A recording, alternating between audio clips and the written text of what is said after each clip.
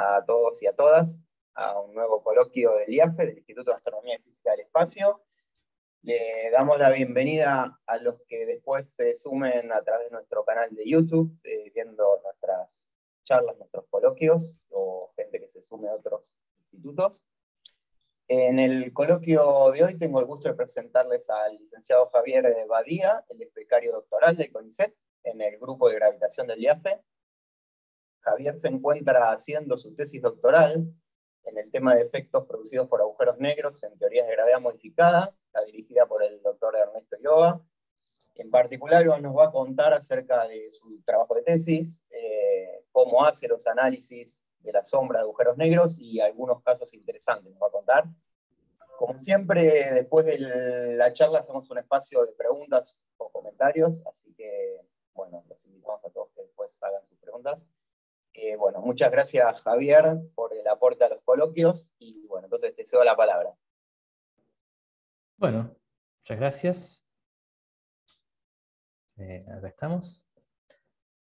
Bueno, eso. Buenas tardes a todos. Hola, soy Javier, ya me presentó Gabriel.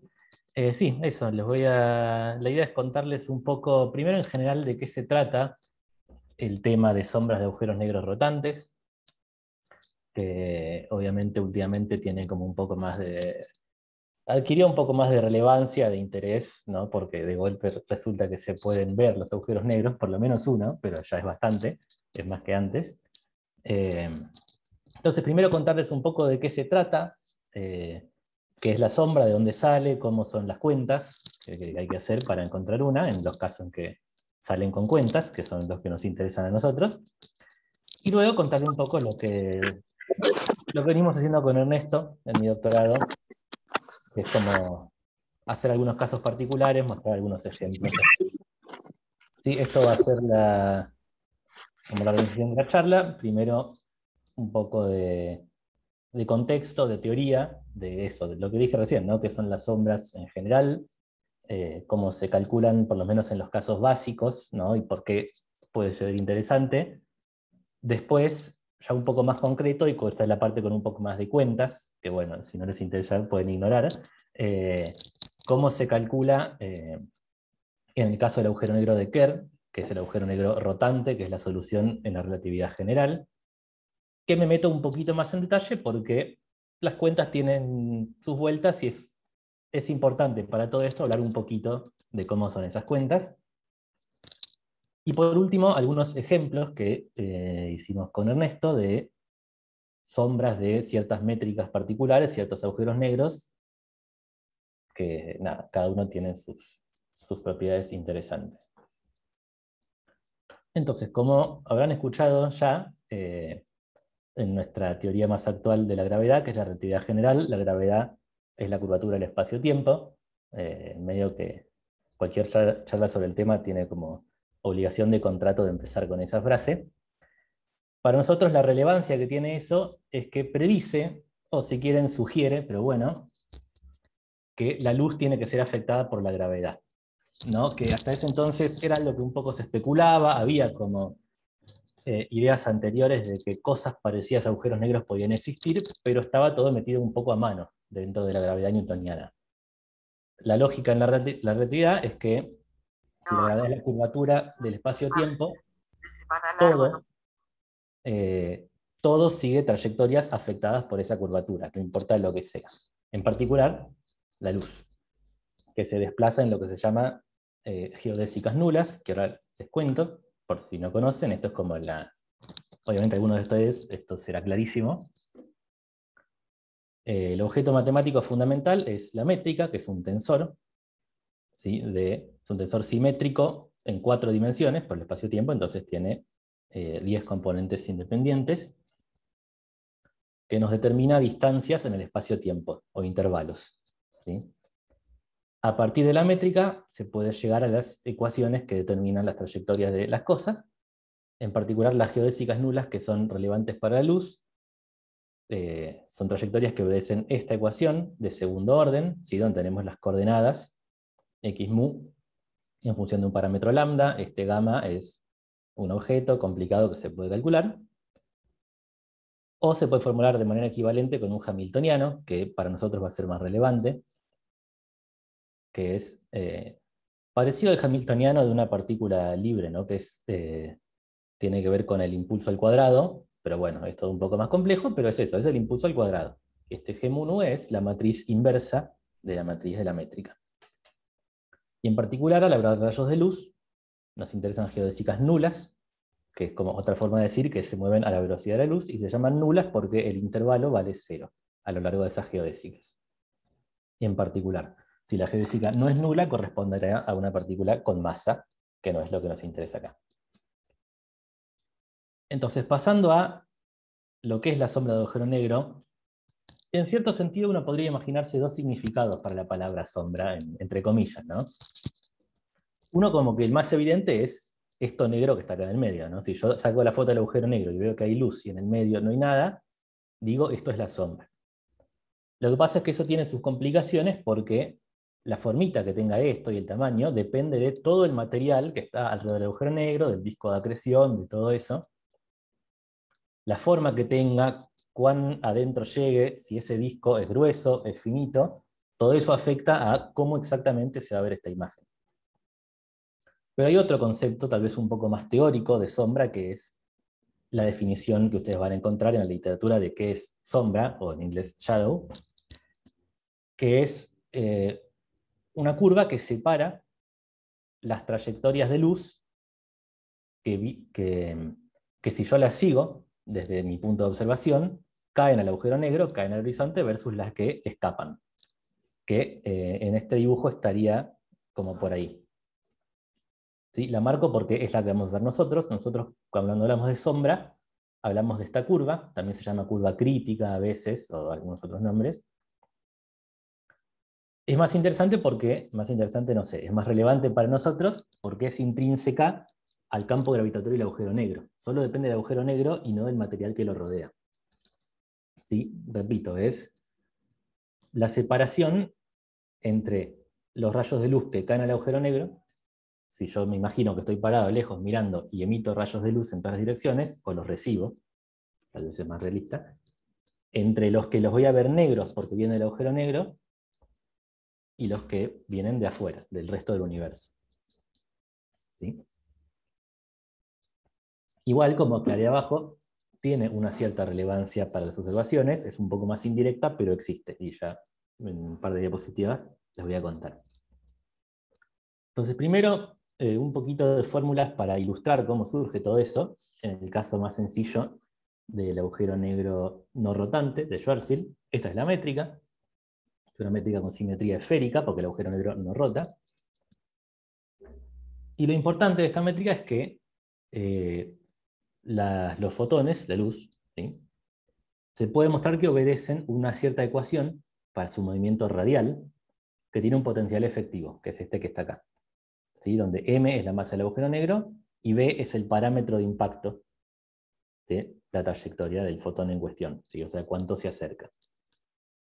Entonces ya de entrada podemos analizar un poco cómo son las posibles trayectorias de fotones alrededor de un agujero negro estático, no rotante. ¿Sí? Recuerden, tenemos un potencial efectivo. Si esto lo interpretamos como un potencial, tenemos energía cero, ¿no? Porque está igualado a cero y no una energía. Y está claro que a medida que vamos variando B, el parámetro de impacto, hay tres casos. Si el parámetro de impacto es bajo, podemos tener una trayectoria que viene desde el infinito y directamente cae al agujero negro, ¿no? Esta línea puntada es el horizonte de eventos. Entonces, si B es chico, o sea, si yo apunto un fotón no muy lejos del centro del agujero negro, ¿y qué pasa? Cae dentro del agujero negro. Pero si yo lo apunto más lejos, se encuentra con una barrera de potencial que lo hace volver para afuera, ¿no?, que es por el potencial centrífugo. Si yo apunto mi fotón para el costado del agujero negro, se desviará, ¿sí?, por el efecto de la gravedad, pero no va a caer, va a volver a salir al infinito. Y tenemos un caso crítico, que es cuando tenemos acá una raíz doble del potencial, que solo para ese parámetro de impacto puede haber una órbita circular de fotones alrededor del agujero negro. Solo ese parámetro de impacto y solo ese radio podemos tener una trayectoria con R constante. ¿Sí? Todo eso lo ilustra este dibujito, donde imaginamos que tenemos un agujero negro, que es lo redondo que está acá en gris, un observador, Y tenemos los tres tipos de trayectorias, ¿no? Uno que viene desde el agujero negro, o al revés, o que si yo lo emito en esa dirección cae al agujero negro. Uno que viene desde afuera, estos son parámetros de impacto chico y grande, y uno que está justo en el medio, ¿no? Y que es tangente a este radio de la órbita circular, que se la llama esfera de fotones. Todas las trayectorias que tengan un parámetro de impacto menor al de esta trayectoria van a estar viniendo de acá adentro, y por tanto yo los voy a ver negros, no voy a ver nada porque vienen del agujero negro. Mientras todo lo que esté más afuera va a venir de más allá del agujero negro y veré el fondo, el universo, las estrellas, galaxias, lo que haya. Por eso es lo que llamamos sombra. ¿Sí? Es la separación entre, desde el punto de vista de yo, que estoy observando, los rayos que vienen del agujero negro, o sea que en realidad no hay ningún rayo, y los que sí vienen de afuera. De vuelta, si este agujero negro está rodeado de material, si hay un disco de acreción todo acá, eso se complica, porque yo puedo tener material que esté tal vez adelante o al costado del agujero negro emitiendo luz, que sí me va a llegar, y eso me va a cambiar.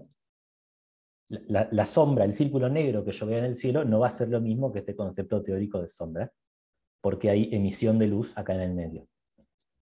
Pero este concepto teórico de sombra igual es relevante,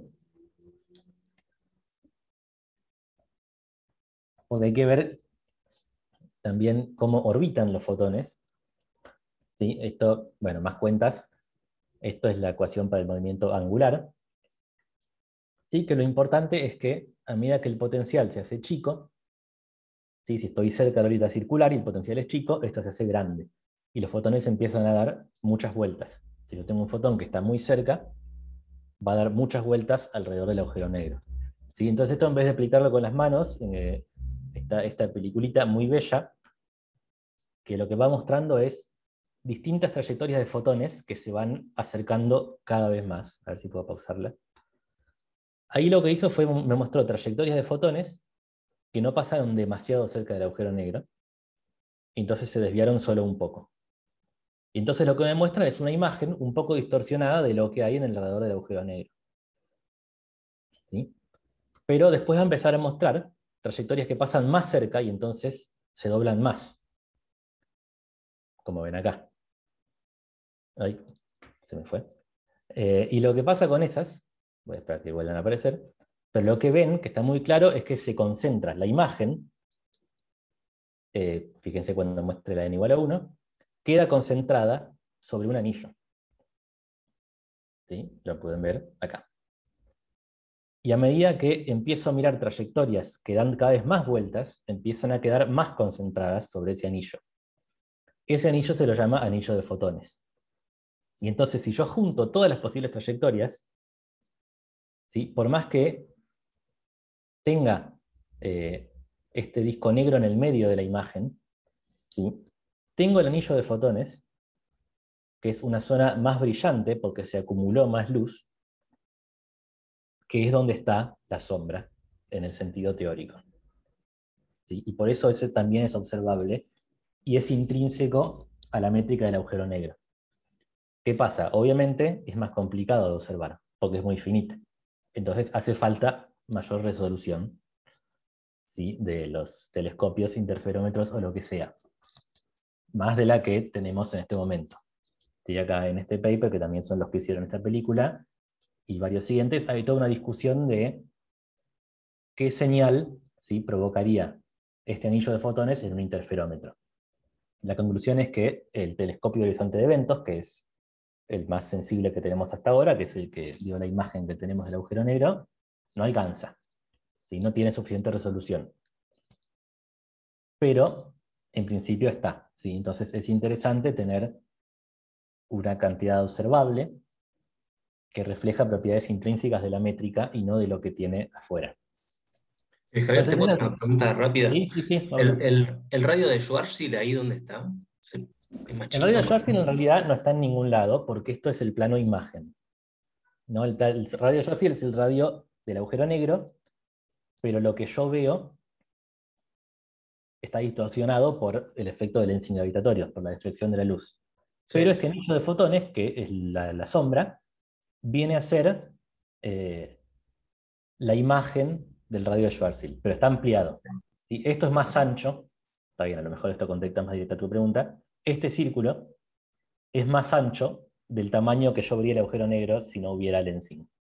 Ok, ¿No? El tamaño real, entre comillas, del agujero negro está más en el medio. Es parecido a este.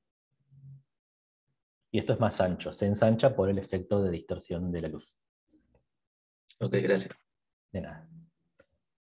Entonces, eso fue como la motivación, una motivación, obviamente, de por qué todo esto puede ser importante calcularlo. Ahora viene la parte de cuentas un poquito más intensas, que igual obviamente no es, lo importante no es explicarlas en detalle, pero las quería incluir, que es cómo funciona todo esto para agujeros negros que rotan. En particular para la solución de Kerr de relatividad general, que es esta que ven acá, que es bastante complicada, ¿sí? Porque todas estas cosas son funciones de R y de la coordenada θ, lo cual rompe la simetría esférica, que es razonable, ¿no? Que si mi agujero negro rota, solo tiene simetría axial. A nivel matemático, la consecuencia que tiene eso es que perdí una cantidad conservada, porque tengo una sola componente del momento angular, además de la energía, ¿no? O sea, esto es independiente del tiempo, entonces la energía de las trayectorias se conserva. Tengo asimetrías de rotación alrededor del eje Z, tengo ese momento angular, pero me faltaría una cantidad conservada más para integrar las ecuaciones, llevarlas a primer orden y tener un potencial efectivo, como habíamos hecho en Schwarzschild. Lo que nos salva es plantear, lo que se le ocurrió a alguna gente hace ya muchos años, es plantear la ecuación de Hamilton-Jacobi para las trayectorias en esta métrica, porque eso revela que hay una constante de movimiento, que no era obvia, pero está. Así que si quieren, pues, es dicho muy con pinzas, ¿no? Es como un análogo a que se conserva el momento angular, la magnitud del momento angular. Como que se conserva la componente z y su magnitud, más aproximadamente, todo entre comillas. ¿Sí? No puedo asegurar que se conservan las tres componentes del momento angular por separado, pero sí eso. Igual ahora les muestro rapidito las cuentas de cómo se llega a esto. De vuelta, no es fundamental seguirlo, pero lo muestro. Este es el hamiltoniano con el que estamos trabajando. ¿Sí? Es cuadrático en el impulso. Y entonces, como dije, en principio hay tres cantidades conservadas, que son la energía y la componente z del momento angular, que surgen de la simetría en t y en phi, diríamos. Y una que tal vez es un poco trivial, que es la masa, que es la magnitud del cuadriimpulso, que en particular para un fotón es 0. Pero haría falta una más para tener tantas cantidades conservadas como ecuaciones, como variables. Entonces, el método de Hamilton-Jacobi es bastante estándar, se plantea esta ecuación para una función incógnita S, que es función de las coordenadas y de lo que en mecánica clásica sería el tiempo, que es el parámetro lambda a lo largo de la curva, porque estamos trabajando en el espacio-tiempo, entonces el tiempo es una coordenada más. Postulamos que esto es separable como suma de funciones de cada una de las coordenadas, y reemplazamos acá. ¿Sí? Y si tenemos suerte, va a pasar que va a quedar una ecuación que es separable, que no la voy a escribir acá porque es medio un quilombo, pero lo que quiere decir es que yo la puedo escribir como que algo que es una función solo de R es igual a algo que es una función solo de θ, y por tanto ambos lados de la ecuación deben ser constantes, igual a una cierta constante, que es esta constante Q que dije, que se llama constante de Carter, que tiene esta expresión en términos del momento. Fíjense que involucra el momento en z, la energía, y también el momento en θ. No involucra al movimiento radial. Entonces por eso se parece un poco a una suerte de momento angular total. Y la razón más técnica de por qué se escapó al primer análisis a lo que sería el teorema de Nether, ¿no? ¿Por qué no la vimos cuando miramos las simetrías? Es que la simetría que le da lugar no viene de un vector de Killing, que se vería como, bueno, la métrica es independiente de una cierta coordenada, o sea, simetrías ante trasladarme en una coordenada, sino que de un tensor de Killing, que es un objeto matemático un poco más raro, más abstracto, pero que igual funciona a modo de simetría, igual me da una cantidad conservada. Y con esa cuarta cantidad conservada, ¿sí?, a través de la ecuación de Hamilton-Jacobi, se puede llevar todas las ecuaciones para las cuatro coordenadas a primer orden. Sí, nuevamente los detalles acá no importan, no es lo fundamental. Lo que sí importa es la segunda, la ecuación radial, ¿sí?, que me quedó expresada con lo que es básicamente un potencial efectivo, ¿no? Porque voy a tener algo así como que la derivada del radio al cuadrado es igual, más o menos, una cierta función del mismo radio. Eso lo escribo acá más explícitamente. Después, otro detalle técnico es que conviene normalizar estas cantidades con energía, simplemente porque se acomodan mejor las ecuaciones. Pero entonces, finalmente llegamos a que sí tenemos un potencial efectivo, que es todo esto que está acá. Depende de las dos cantidades conservadas, L y Q. Y A, que es, me parece que no lo dije, debería haberlo dicho, el momento angular del agujero negro, ¿sí?, el spin del agujero negro. Bien. Tiene esta pinta, esta función. Obviamente la pinta depende de los valores de L y de Q. Pero vemos que, al igual que en el caso no rotante, podemos tener una órbita esférica, ¿sí? Si tenemos una raíz doble, tenemos un lugar donde tenemos una trayectoria de radio constante. Y si yo encuentro los parámetros de impacto, estos dos, que me dan esa órbita esférica, voy a tener trayectorias que son el borde de la sombra que yo estoy buscando, ¿sí? Brevemente, bueno, primero, esta es la respuesta, ¿sí? Esta es la fórmula.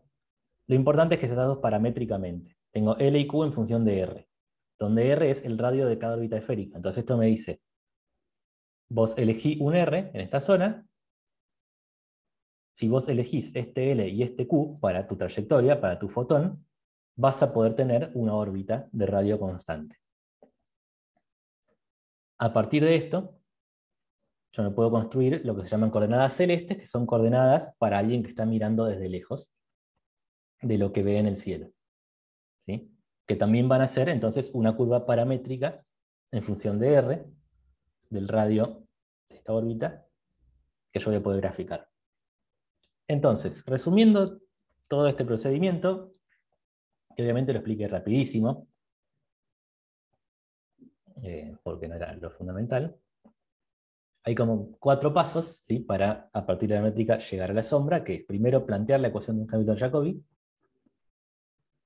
hacer la separación de variables, ¿sí?, que me lleva a encontrar el potencial radial, el potencial efectivo para el movimiento en R, buscar sus raíces dobles para encontrar las órbitas esféricas, ¿sí?, encontrar los parámetros de impacto, o sea, las cantidades conservadas que me dan una órbita esférica, y llevar eso al cielo de alguien que observa. Y eso lo puedo graficar paramétricamente y obtener mi sombra, que tiene esta pinta que ven acá, finalmente.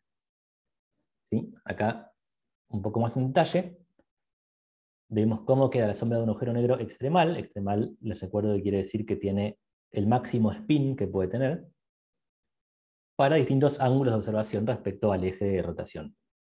¿Sí? Entonces ven, bueno, digo primero esto. ¿Y cuáles son las características que tiene? Y lo más obvio es que ya no es un círculo en el medio, ¿no? Es asimétrica, está corrida y está achatada. Y también algo que no es tan obvio, pero con respecto a la sombra de Schwarzschild es un poquito más chica. Pero eso ya es mucho menor la diferencia. ¿Y por qué pasa eso? Por el efecto que tiene la rotación del agujero negro sobre las trayectorias. Eso se llama frame dragging o arrastre de los sistemas inerciales, que es básicamente que la rotación del agujero negro crea un efecto gravitatorio que arrastra con su rotación a los fotones. Eso hace que, si yo me imagino mirando un agujero negro, que yo estoy en su plano ecuatorial, tengo un efecto gravitatorio distinto para los fotones que vienen de un lado y que vienen del otro, porque unos se están rotando con el agujero negro y otros al revés. Eso es lo que me da esta asimetría en la sombra, que está achatada de un lado, estirada del otro, y corría para el costado.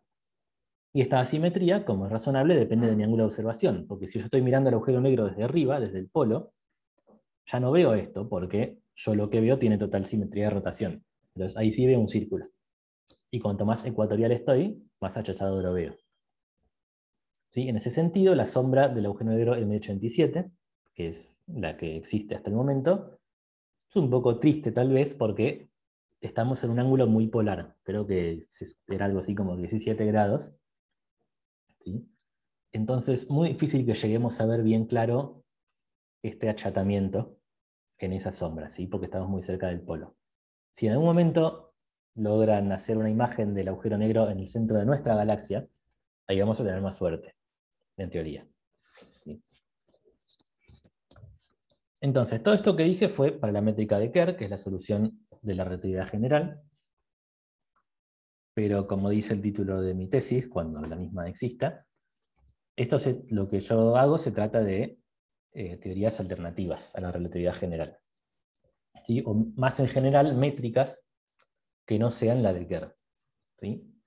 Entonces, brevemente, ¿por qué a alguien se le ocurriría pensar alternativas a la relatividad general? Más allá de, bueno, porque tenía ganas. Como que las principales razones que en general se dan son, primero, que la relatividad de entrada predice que hay algo raro, hay algo que no cierra porque tiene singularidades en sus soluciones. Eso es sabido, ¿no? Que en el centro de los agujeros negros la relatividad predice una singularidad, un punto de densidad infinita. Y lo mismo en el Big Bang, si uno proyecta la expansión del universo hacia atrás, entonces se puede pensar que debería haber una corrección a la teoría que saque esas singularidades y nos dé soluciones regulares. También es esperable que la hipotética teoría de gravedad cuántica que exista no sea directamente la relatividad general, sino que sea otra, que aportará correcciones cuánticas. ¿Sí?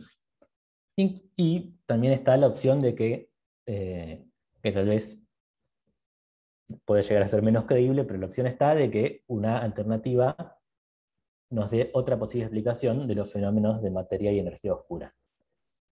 ¿Sí? Además de pensar otras teorías, se pueden considerar distintos modelos dentro de la misma relatividad.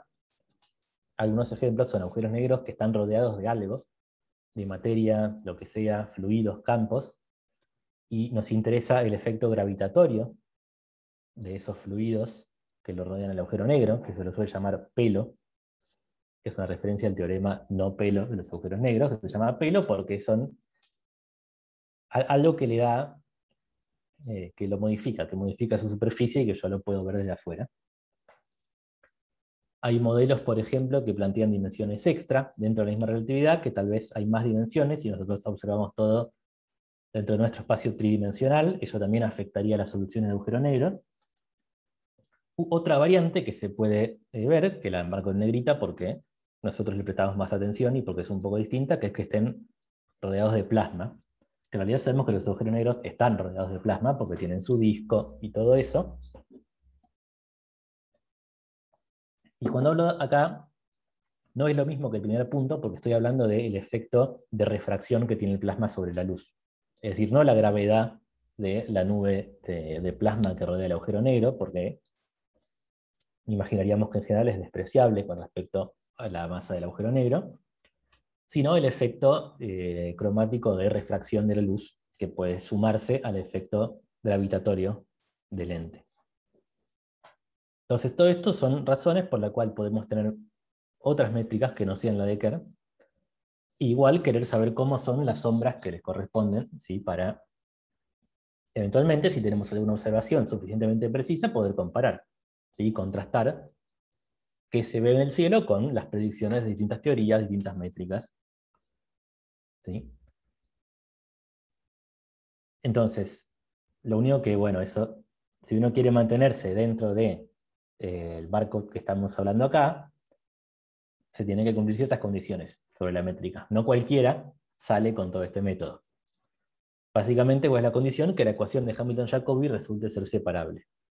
Eso no es necesariamente cierto. Pasa en la métrica de Kerr, pasa en una categoría muy grande de métricas que se consideran, pero si agarro cualquier métrica que represente un agujero negro rotante, y meto la ecuación de Hamilton-Jacobi y tal vez no sea separable, y tendré que pensar otros métodos, probablemente métodos numéricos de trazado de rayos, para encontrar cómo es la forma de la sombra. Y voy a contar en un par de diapositivas que si sumo el efecto de este plasma, también la densidad del plasma, o la frecuencia del plasma, como función de la posición no puede ser cualquier cosa. También tiene que permitir que la ecuación sea separable.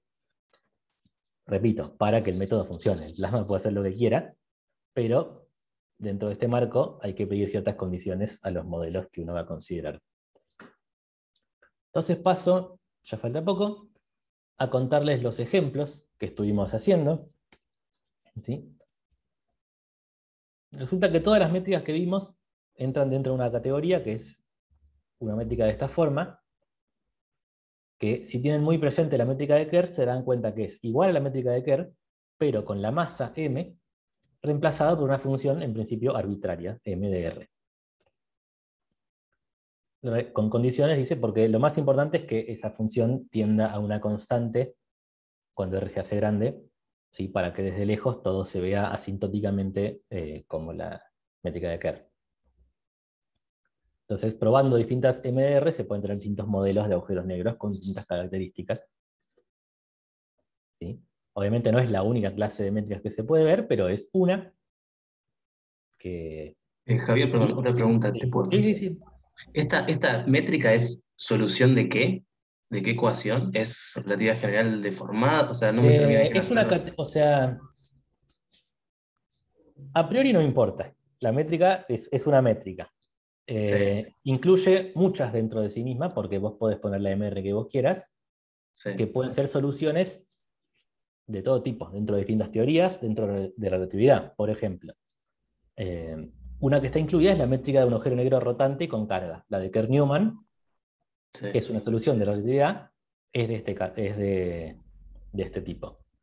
Pero hay soluciones de otras teorías, que voy a comentar un ratito, que también entran dentro de esta forma. O hay soluciones de agujeros negros en relatividad, pero en mundos Brana, o rodeados por distintos fluidos, que entran en esta teoría. Entonces esto no es una métrica, es una categoría de métricas. Ok, o sea, perdón, es como una especie de ambigüedad que te permite dar cuenta de relatividad general con fuentes o deformaciones de relatividad general y ser como más, Claro, como abarcar distintos escenarios claro, posibles. sos medio agnóstico, ¿no? Porque al fin y al cabo, para calcular la sombra no te importa de dónde salió la métrica, solamente te importa la métrica, Sí, ¿no? Entonces vos podés hacer la misma cuenta y considerar casos que físicamente tienen distintos orígenes. Por eso yo lo englobo todo dentro de esta métrica, esta clase de métricas. ok. ¿Sí? Bueno, gracias. De nada. Un detalle que tienen, que esto igual es un tema que tiene sus complicaciones, así que no me meto mucho, pero existe un cierto algoritmo, un procedimiento que se llama el algoritmo de Newman-Janis, que permite agarrar una métrica con simetría esférica y llevarla a su equivalente, entre comillas, rotante, ¿sí? Aplicando una transformación de coordenadas compleja. Tiene sus vueltas, me gusta el chiste, pero tiene sus vueltas porque no siempre está garantizado que la métrica que vos obtenés sea solución de la misma teoría con la que empezaste. ¿Sí? Entonces, tiene mucho que ver con lo que decía recién en la pregunta de Diego. El origen físico de lo que obtengas no es obvio. Hay que verlo en cada caso. Pero lo que sí es una manera de generar métricas que tengan distintas propiedades que puedan ser interesantes.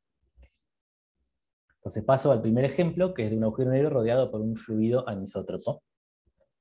Un fluido anisótropo, cuando digo anisótropo me refiero a la presión de ese fluido, no es isótropa, ¿no? Sino que tiene una cierta forma particular, que es la que ven acá, una presión radial negativa, ¿sí?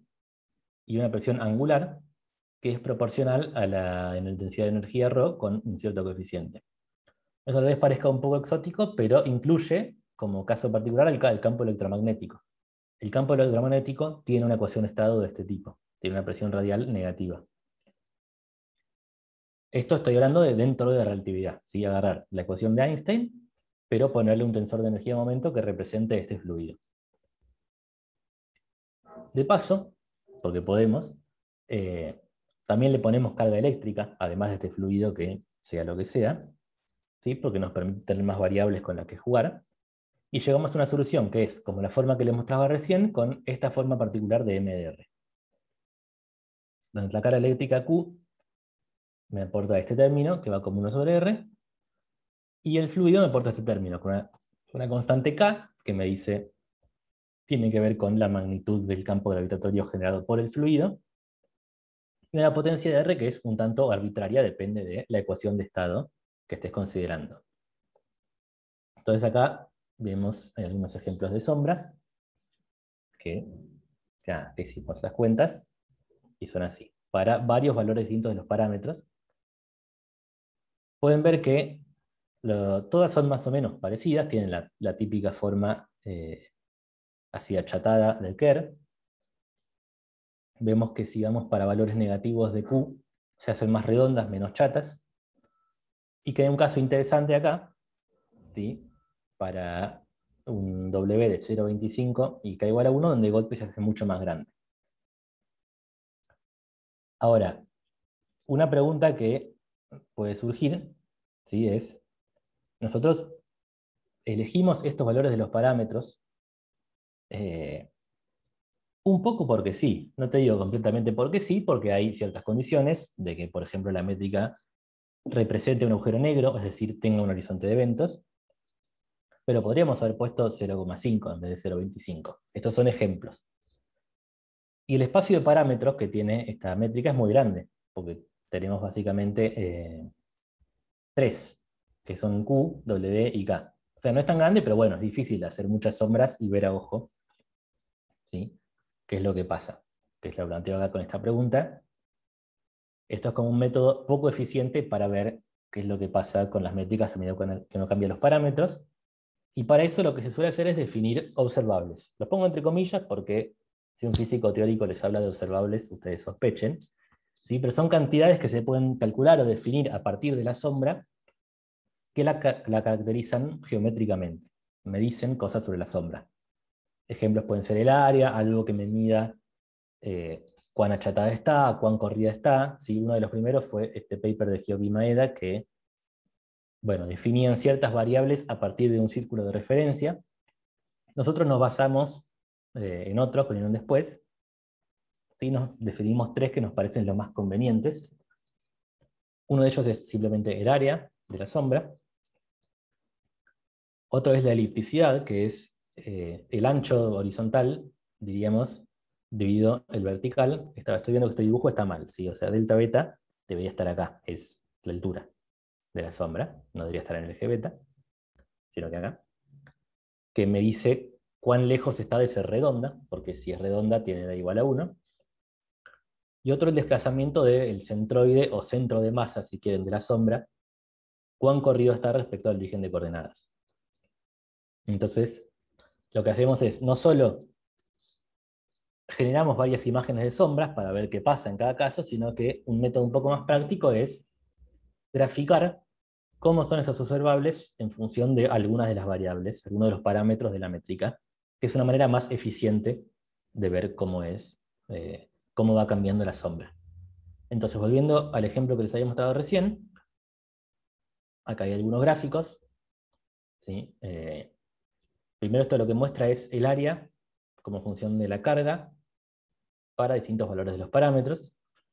¿Sí? Entonces ya algunas cosas se ven mucho más claramente a simple vista, por ejemplo, que el área siempre decrece con Q y crece con K, por lo menos en el rango que estamos viendo.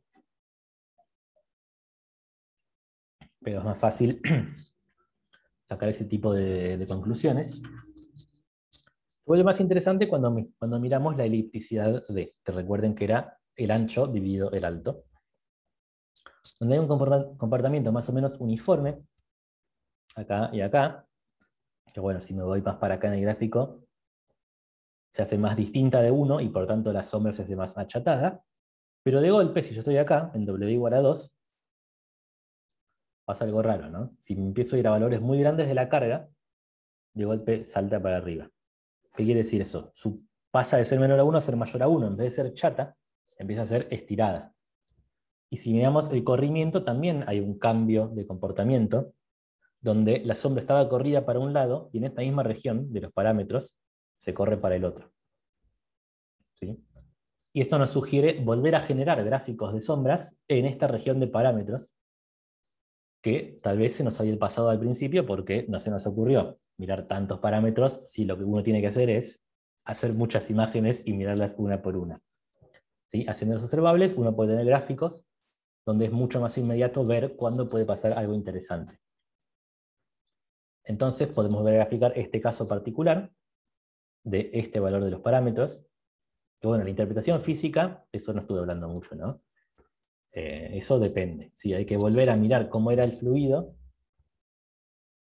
y pensar, bueno, qué representaría que yo elija estos valores de W y de K. O incluso uno puede, como dije antes también, olvidarse de que esto había surgido, de que estaba un fluido rodeando el agujero negro, que tenía algún efecto gravitatorio, decir, mira, yo tengo esta métrica que representa un agujero negro rotante distinto del de Kerr, y si pongo estos parámetros pasan cosas raras. Y eso puede ser interesante de ver de dónde sale. En sí mismo, olvidándose un poco del origen físico. Bueno, voy apurando. Solo les quería mostrar estos gráficos de las sombras que ilustran lo que les decía, es que la sombra cambia radicalmente, se vuelve como un huevo de costado. Primero, eso, se estira en vez de achatarse y después se corre para la derecha. ¿Por qué pasa? La verdad, no estoy muy seguro. Claramente lo que está pasando es que algún efecto de este fluido está contrarrestando el dragging de la rotación del agujero negro, que es lo que hace que las sombras se vayan para un lado. Y es claro que a medida que aumento esto, que aumento esta carga, ese efecto puede ser cada vez más fuerte, por eso me lo lleva para el otro lado. Pero ¿por qué exactamente pasa? La verdad, no lo sé. No sé, lo dejo de tarea. Pero, bueno, es un caso interesante. Bueno, paso a los siguientes dos ejemplos, y ya casi estoy. El siguiente es uno que llamamos Kerr-Newman-like, porque es como la métrica de Kerr-Newman, que es la de un agujero negro cargado, pero donde este término que tiene una carga cuadrada, permitimos que tenga cualquier signo, ¿no? O sea, reemplazamos Q cuadrado por un Q, que si yo quiero puede ser negativo. Por supuesto que si Q es negativo, perdí la interpretación física de un campo eléctrico. ¿Sí? Pero puede venir otros lados. Por ejemplo, de modelos de mundos Brana, me van a dar métricas así con Q negativo. Entonces es como, se repite todo lo que decía antes, ¿no? Yo puedo arrancar con una métrica que tenía una cierta interpretación física, pero a la hora de hacer la sombra, la interpretación física no me importa. Entonces yo puedo cubrir casos más generales. En este caso, es uno de los dos que los hicimos con plasma, que es lo que le mencioné antes. ¿Sí? Es ver qué pasa si yo al efecto gravitatorio sobre la luz sumo la refracción de un plasma. Y como les comenté, la frecuencia del plasma, como función de la posición, tiene que tener una cierta forma particular para llevar a una ecuación de Hamilton-Jacobi separable, que tiene esta forma, ¿sí? Una función solo de R más una función solo de θ dividido esto. Esto es proporcional también a la densidad del plasma. La pregunta es, ¿esto es realista? Bueno, más o menos, depende. Una de las soluciones más conocidas que más se usan para cómo es el plasma cerca del agujero negro es la que sacó Shapiro en el 74, que representa un plasma que está en reposo en el infinito y rodea el agujero negro, que va como 1 sobre R a la 3 medios, la densidad, o lo que es lo mismo la frecuencia al cuadrado. Pero esto no es de esta forma, una función solo de R. Entonces la modificamos un poquito. ¿Sí? Nosotros planteamos esta, que no es igual, pero se parece. ¿Sí? Con el objetivo de, bueno, en vez de no hacer nada, poder aproximarnos, teóricamente, ¿sí? Es decir, con nuestras cuentas, a esta frecuencia del plasma y ver cómo serían los efectos, aunque sabemos que no estamos usando la solución correcta, entre comillas. ¿Sí? Entonces nos da esto, fíjense que cuando R es grande, este término del R cuadrado domina sobre este, y sí me queda algo que tiende como 1 sobre R a la 3 medios, pero cuando estoy cerca del agujero negro, se modifica y tiene una dependencia angular. ¿Sí? Con un coeficiente omega c que lo ponemos para controlar la magnitud de la densidad del plasma. Y estos de vuelta son algunos ejemplos de las sombras para distintos valores de los parámetros. ¿Sí? Y lo obvio que surge a la vista, que si yo cambio la carga, mucho no pasa, por lo menos en este rango, pero hay un cambio drástico de tamaño a medida que yo disminuyo, a medida que yo achico la frecuencia de la luz que estoy mandando. ¿Sí? Porque al haber plasma, de golpe tengo una dependencia con la frecuencia de la luz. Y lo que se ve es para frecuencias chicas, el área se achica mucho. Esto se ve también claro en los gráficos de los observables, que el que me importa es este de acá, que muestra área en función de la frecuencia. ¿Sí? Fíjense que omega 0, que es la frecuencia del fotón, está dividiendo. Entonces, valores grandes de esto me dicen un valor chico de la frecuencia del fotón, que el área claramente se hace muy chica. Mientras que el resto de los observables no cambian mucho. La electricidad cambia un poco, pero el resto se quedan bastante constantes. Esto se explica, es algo que suele pasar con el plasma, que es que aparece una región prohibida, ¿no? Ustedes sabrán que la luz no puede penetrar en un plasma si la frecuencia del plasma es mayor que la frecuencia de la luz. ¿Sí? Entonces, cuando la frecuencia es chica, hay regiones cerca del agujero negro que la luz no puede entrar.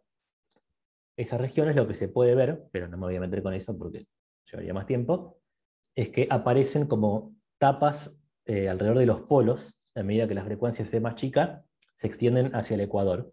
Entonces como que me aprietan la sombra, dejan menos lugar para que la luz pase. Y eso es lo que lleva a esta reducción en el tamaño de la sombra. ¿Sí?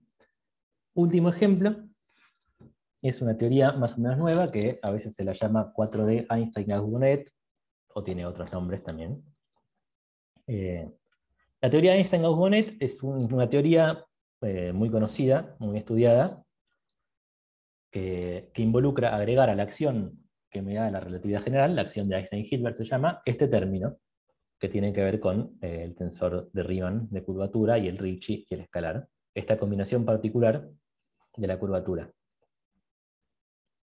que tiene todas sus razones para existir, que no me voy a meter, pero el problema que tiene es que es interesante en dimensiones mayores a las 4 en las que vivimos. En 4 dimensiones, este término es trivial, en el sentido de que no afecta a las ecuaciones del campo gravitatorio.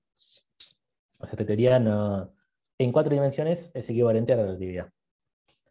Bueno, lo que pasó es que el año pasado, estos autores, Laban y Lin, propusieron una manera, tal vez acá entre nosotros un poco trucha, pero bueno, de tomar un límite cuando la dimensión tiende a 4 y llegar a ciertas soluciones. Después lo que se vio en toda esta seguidilla de papers es que, bueno, hubo otros que explicaron por qué ese límite no estaba del todo bien definido, y eventualmente, finalmente estos reformularon todo esto, ¿sí? Mostraron una manera un poco mejor de tomar ese límite, y mostraron que la teoría resultante, ahora sí bien definida, era un caso especial de una clase que se conoce como teorías de Hornodesky, que son teorías que, además de la métrica y campo gravitatorio, tienen un campo escalar, ¿sí? Que ese campo escalar aparece cuando tenés que tomar este límite, y es lo que los primeros no habían visto. Bueno, esa es la introducción teórica, pero la cuestión es que se llega a esta solución. MDR tiene esta pinta. Más complicada, obviamente, que la anterior, y les recuerdo cómo estábamos eligiendo la frecuencia del plasma, porque esto también lo hacemos con el plasma. Y bueno, en este caso no hay nada súper nuevo para decir. Vemos de vuelta el mismo efecto de que la sombra se hace muy chica cuando la frecuencia se achica. ¿Sí? Incluso tal vez un poco más extremo, pero bueno, todo eso depende también de los rangos de los parámetros que uno mira. Eso, como les había dicho, se ve reflejado acá. ¿Sí? Lo que vemos es que como el parámetro gamma de la teoría tiene un rango de posibles valores muy chico. ¿sí? Antes de que esto se convierte en una singularidad desnuda. O sea, solo puede ir hasta 0,001 y pico. Entonces, fíjese que en general hay muy poca dependencia con gamma. ¿Sí? Sí hay un poco más de dependencia de los observables con la frecuencia. Y de vuelta, el más obvio es el área en este caso. Y bueno, eso es todo lo que tenía para contar. Muchas gracias. Y escucho preguntas si las tienen. Bueno.